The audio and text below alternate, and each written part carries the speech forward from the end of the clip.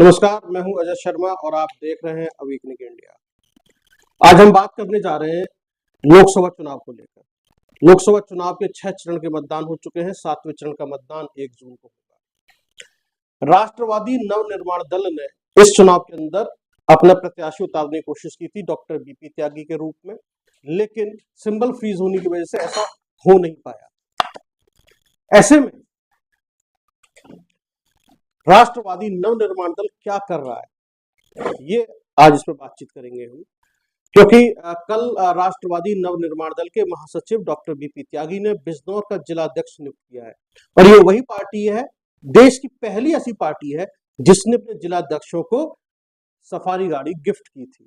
Doctor BP त्यागी, सीधा सवाल आपसे, आपने सफारी गाड़ी गिफ्ट की अपने जिला अध्यक्षों को।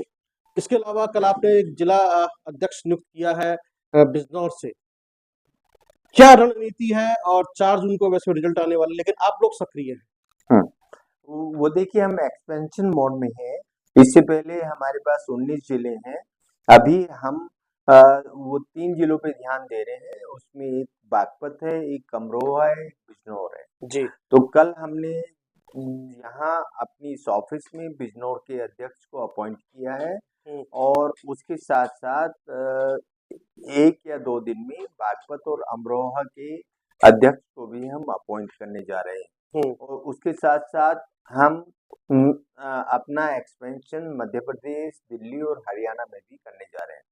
तो हमारा वेस्टर्न यूपी हो जाएगा पूरा। फिर उसके बाद हम ईस्टर्न यूपी की तरफ जाएंगे, एमपी की तरफ जाएंगे, दिल्ली की तरफ जाएंगे, हरियाणा की तरफ जाएंगे। रेगुलर एक्टिविटी हमारी चल रही है और इसमें जो हमारी अभी वो आ गई है, रिसिप्ट आ गई है, उसके आधार पे जी हम अब अपने मेंबर्स जो उस रिसिप्ट के जरिए उनको बनाया जा रहा है। उसमें कुछ मेंबर 10 रुपए के हैं और कुछ 500 रुपए के हैं। जो 500 रुपए के मेंबर होंगे तो उनको हेल्थ सुविधाएं भी दी जाएंगी और जो 10 रुपीज वाले मेंबर होंगे वो हमारा एक कोर ग्रुप होगा जो आगे तक काम करेगा, जैसे गांव लेवल पे काम करेगा, बूथ लेवल पे काम करेगा, वो इस तरह का ग्रुप होगा।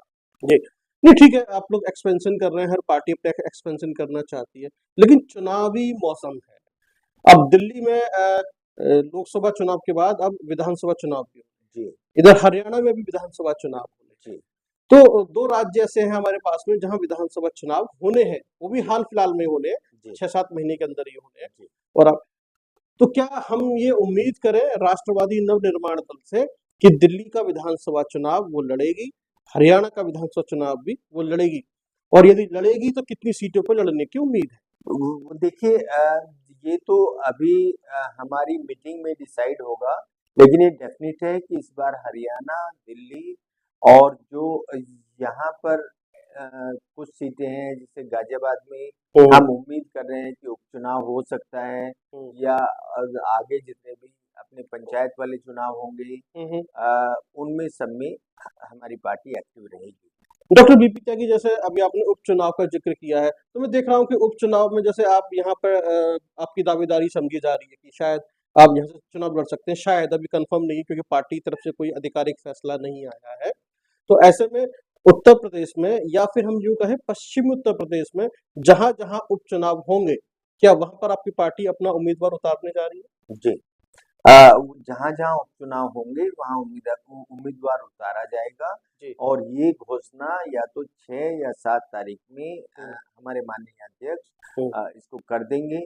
यहाँ अगर उपचुनाव होता है तो उसकी घोषणा भी 7 तारीख के आसपास हो जाएगी और यहाँ की टीम ऑलरेडी हम पूरी गठित कर चुके हैं। बस उनके अपॉइंटमेंट लेटर मिलने बाकी है और वो बूथ लेवल तक, यहाँ तो करीब 1300 बूथ है, वो बूथ लेवल तक काम करना है पार्टी को और यहाँ पर कम से कम वो 1300 बूथ पे बूथ प्रमुख टाइप कुछ। हाँ, तो उस पे कम से कम 2600 लोग, एक बूथ पे 2 लोगों को अपॉइंट किया जाएगा। यानी कि आप भारतीय जनता पार्टी के पैटर्न पर ही, मतलब लोहे, जैसे लोहे से लोहे को लोहा ही लोहे को काटता है, या उस वाले पैटर्न पे चल रहे हैं। उनके यहाँ पन्ना प्रमुख होता है, आपके यहाँ भी बूथ बूथ वाला एक कॉन्सेप्ट रहेगा।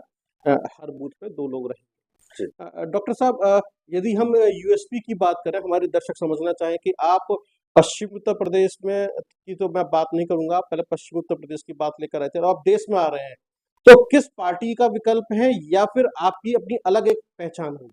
नहीं, हमारी अलग एक पहचान है ऑलरेडी, जी। अलग एक पहचान बन चुकी है और ये फास्ट ग्रोइंग पार्टी है, जितनी भी पार्टी अभी तक बनी है। क्योंकि अगस्त में हमने पार्टी को लॉन्च किया था, अगस्त से ये अब तक का है और अगर चुनाव आयोग हमारे जो सिंबल है, जो गन्ना किसान दिया गया था, अगर उसको फ्रीज नहीं करते और हमारी पार्टी में थोड़ा संशोधन किया है वो नहीं करते, तो यहाँ हम 3 जगह पे डेफिनेटली लोकसभा चुनाव लड़ते। उनमें एक अमरोहा है, एक मेरठ है और एक गाजियाबाद है। लेकिन क्योंकि बाधा आ गई बीच में, इसलिए इन तीनों सीटों को हमें छोड़ना पड़ा। लेकिन अब ये केस माननीय हाई कोर्ट दिल्ली में चल रहा है, तो जैसे ही उसका रिजल्ट आता है, इमीडिएटली यहाँ की जो उपचुनाव की है घोषणा कर दी जाएगी। जी, तो यानी कि हम ये समझे कि अब आप लोग चुनावी मोड में आ रहे हैं एक तरीके से। जी। आप उपचुनाव लड़ेंगे और विधानसभा चुनाव लड़ेंगे दिल्ली का और हरियाणा का। जी। तो ये आपकी एक रणनीति रही, जबकि कुछ लोगों ने इसके ऊपर कुछ सवाल भी खड़े किए थे। आखिरकार क्या वजह है कि श्रीकांत त्यागी ने या आपकी पार्टी ने जो है लोकसभा चुनाव में कोई चुनाव प्रचार नहीं किया या फिर एक ऐसा भी रोल प्ले नहीं किया कि किसी के वोट काट दे या किसी के वोट बढ़ा दे? ऐसा भी आप लोगों ने कुछ नहीं देखिए, क्योंकि हमारी पार्टी चुनाव में नहीं थी। जब पार्टी चुनाव में नहीं है तो हमने जितने भी हमारे रूट लेवल के कार्यकर्ता थे उनको सिंपली वे में ये बताया था कि जो कैंडिडेट जीतने जा रहा है उसको आप सपोर्ट करें, वो कोई भी हो सकता है, वो त्यागी से भी हो सकता है, वो भूमिहार भी हो सकता है, ब्राह्मण भी हो सकता है, कोई भी कैंडिडेट जो भाजपा को हरा सकता है उसको वोट देने का काम करें।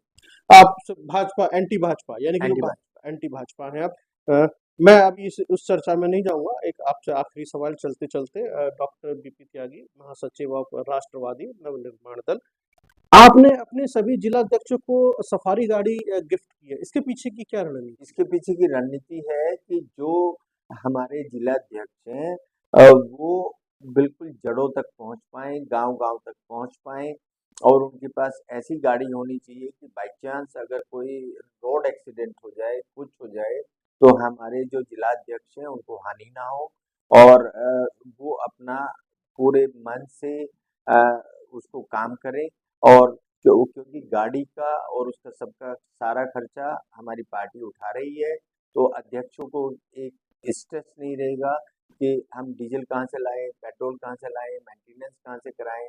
तो ये हम पहले से ही लेकर चल रहे हैं। वो क्योंकि अध्यक्ष जो हैं वो जब अब हमारे मेंबर्स बनाएंगे या जो भी चंदा इकट्ठा करेंगे, उसके जरिए उनकी थोड़ी मोड़ी आमदनी होगी। उससे पहले अभी कोई उनकी आमदनी नहीं है, तो उनको मोरल सपोर्ट के लिए काम हमने किया। जन सेवा के लिए आपने गाड़ियां दी? वो गाड़ी अध्यक्ष के नाम नहीं है, वो कुर्सी के नाम पे गाड़ी है, जिला अध्यक्ष के नाम गाड़ी है, जन सेवा के लिए, जिससे कि जनता की सेवा में किसी भी तरह की कोई बाधा ना आए। तो ये है डॉक्टर बीपी त्यागी जिनसे हम बात कर रहे थे। चुनावी मोड में है राष्ट्रवादी नवनिर्माण दल, आप उसके महासचिव हैं और उपचुनाव निशाने पर है, उत्तर प्रदेश का उपचुनाव निशाने पर है और हो सकता है हरियाणा का भी उपचुनाव निशाने पर हो और दिल्ली का भी उपचुनाव निशाने पर हो। तो यानी कि ये इस पार्टी की नई रणनीति है, उपचुनाव से ये पार्टी आगाज करने जा रही है अपना और उसके बाद विधानसभा चुनाव ये लड़ेगी और सक्रिय राजनीति में लोकसभा जैसे 4 जून को रिजल्ट आ जाएंगे उसके बाद ये सक्रिय राजनीति में उतर आएंगे। फिलहाल डॉक्टर बीपी त्यागी की इमेज एक अलग तरह की इमेज है और ये काफी लोगों को जागरूक करते रहते हैं, आवाज बुलंद करते रहते हैं और सच के लिए लड़ जाते हैं, भिड़ जाते हैं, सिस्टम से टकरा जाते हैं। कुछ लोग इन्हें सोशल एक्टिविस्ट कहते हैं, कुछ लोग इनको जो है पॉलिटिशियन भी कह रहे हैं, सोशल एक्टिविस्ट कम पॉलिटिशियन। फिलहाल बहुत बहुत धन्यवाद, देखते रहिए आप अवेकनिंग इंडिया।